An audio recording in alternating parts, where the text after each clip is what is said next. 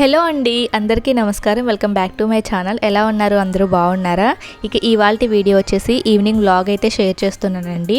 నేను ఈవినింగ్ నుంచి నైట్ వరకు ఎలాంటి పనులు చేసుకుంటున్నాను అన్నది ఈ వీడియోలో చూపించబోతున్నాను. ఇక టైం వచ్చేసి 4:15 అలా అవుతుందండి. వీడియో అయితే స్టార్ట్ చేశాను.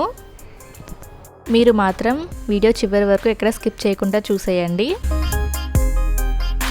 ఈవినింగ్ అయింది కదా, ఇంట్లో పనులు అయితే స్టార్ట్ చేశానండి.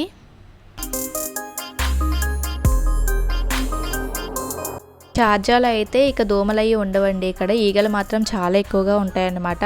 అందువల్ల దోమల బ్యాట్ కొనుక్కొని ఈగలను అయితే కొడుతున్నానండి నేను.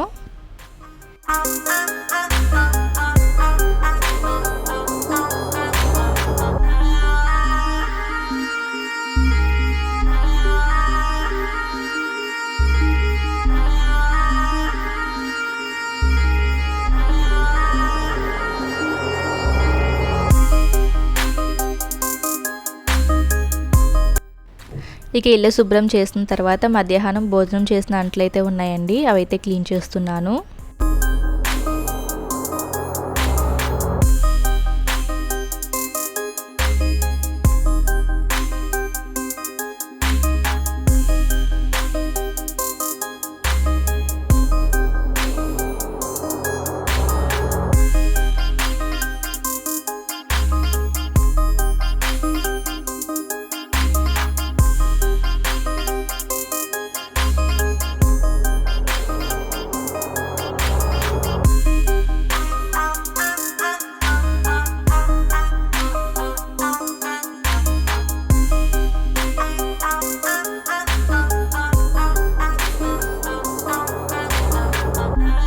సామాన్లు తోమిన తర్వాత మేమైతే బయటకు వెళ్ళడానికి రెడీ అవుతున్నామండి.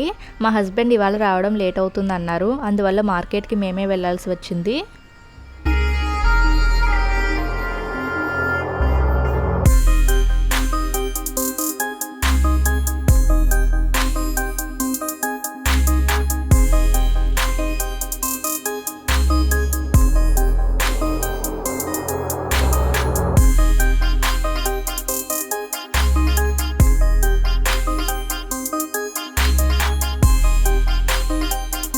ఇప్పుడైతే మేము సిటీ రిటైల్కి అయితే స్టార్ట్ అయ్యామండి, కొంచెం గ్రాసరీ తెచ్చుకోవడానికి. ఇప్పుడైతే బయటకు వెళ్తున్నాం.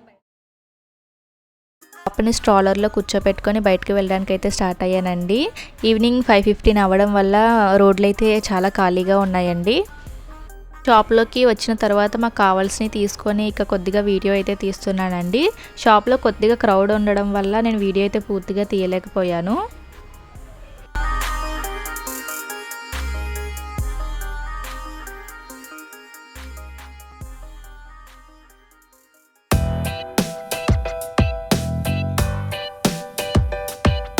మాకు కావాల్సినవి తీసుకొని మేమైతే ఇంటికైతే రిటర్న్ అయిపోయామండి. అక్కడ ఏమేమి తీసుకున్నానో వీడియోలో అయితే చూపించబోతున్నాను. ఫస్ట్ వచ్చేసి నేను ఇక్కడ మిల్క్ తీసుకున్నానండి. ఇక్కడ మనకి గేదె పాలు దొరకవండి, ఓన్లీ ఆవు పాలే దీని కాస్ట్ వచ్చేసి లీటర్ పాలు 120 రూపీస్ అలా పడిందండి. తర్వాత కొద్దిగా కరివేపాకు తీసుకున్నానండి. ఈ కరివేపాకు ఇలాగ ప్యాక్ చేసి వాళ్ళే అమ్ముతారు. ఇది వచ్చేసి 60 రూపీస్ అలా పడిందండి. తర్వాత యాపిల్స్, బనానాస్ కూడా తీసుకున్నానండి. ఇవి 70 రూపీస్ అలా పడింది. కాస్ట్ అయితే నాకు రీజనబుల్గానే అనిపించింది. తర్వాత 1 కేజీ మైదా తీసుకున్నాను. దీని కాస్ట్ వచ్చేసి 160 రూపీస్ అలా పడిందండి. తర్వాత కర్రీ కోసం నేను ప్రాన్స్ తీసుకున్నానండి. రొయ్యలు ఒలిచే విధానం చాలామందికి తెలిసే ఉంటుంది. తెలియని వాళ్ళు ఎవరైనా ఉంటే వీడియో చూసేయండి. నేను రొయ్యల కూర ఏ విధంగా వండుతానో ఆల్రెడీ షార్ట్ వీడియో అప్లోడ్ చేశానండి. మీకు ఎవరికైనా కావాలంటే కింద డిస్క్రిప్షన్లో ఇస్తాను, మీకు కావాలంటే ఒకసారి చూసేయండి. ఈ వీడియోలో కర్రీ ఏ విధంగా వండుతానో ఇంక చూపించలేదండి, ఎందుకంటే వీడియో లెంత్ అనేది పెరిగిపోతుంది. అందువల్ల షార్ట్ వీడియోలో అప్లోడ్ చేశాను, మీకు కావాలంటే ఒకసారి చూసేయండి.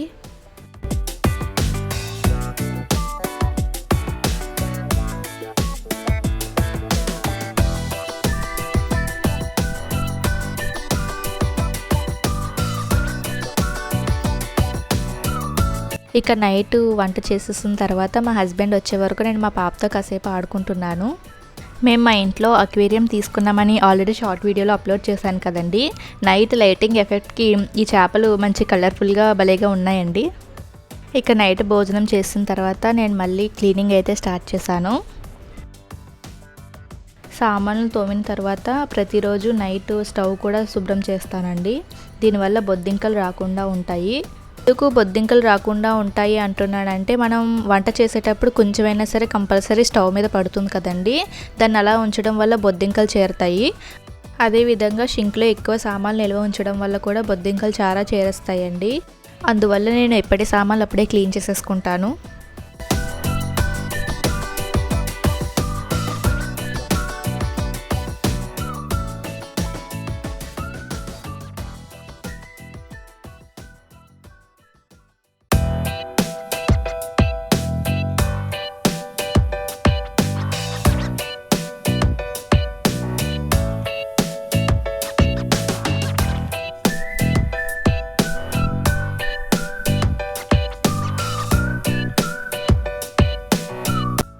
ఇక కిచెన్ క్లీనింగ్ అయితే అయిపోయిందండి. నాకు ఈ విధంగా సెంటెడ్ క్యాండిల్స్ అన్న కప్ క్యాండిల్స్ అన్న వెలిగించడం చాలా ఇష్టం అండి. దీనివల్ల ఒక పాజిటివ్ వైబ్ అనేది ఉంటుంది. టైం వచ్చేసి నైట్ 11 అయిందన్నమాట. నా పని అయ్యేసరికి టైం అయిందండి. ఇంకా అక్వేరియంలో మేము కొద్దిగా మార్పులు అయితే చేసామన్నమాట. ఈవినింగ్ నుంచి నైట్ వరకు నా డైలీ రొటీన్ అయితే షేర్ చేశానండి. వీడియో చివరి వరకు చూసిన వారందరికీ చాలా థ్యాంక్ యూ సో మచ్ అండి. వీడియో కనుక నచ్చినట్లయితే తప్పకుండా లైక్ చేసి కమెంట్ చేయండి. Thank you for watching.